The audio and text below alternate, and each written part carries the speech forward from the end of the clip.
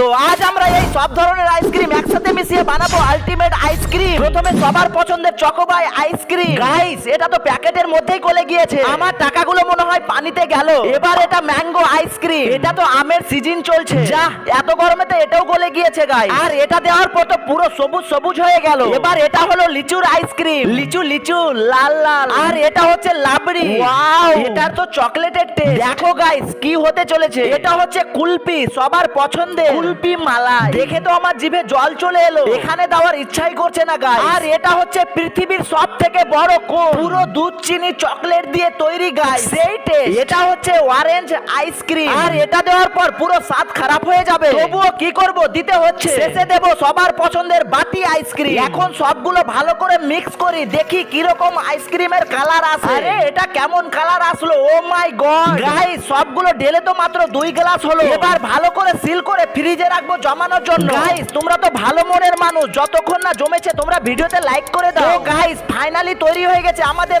Ultimate ice cream. Wow, ultimate ice cream সেই অসাধারণ test, কিন্তু তোমরা এটা বাড়িতে ট্রাই করবে না।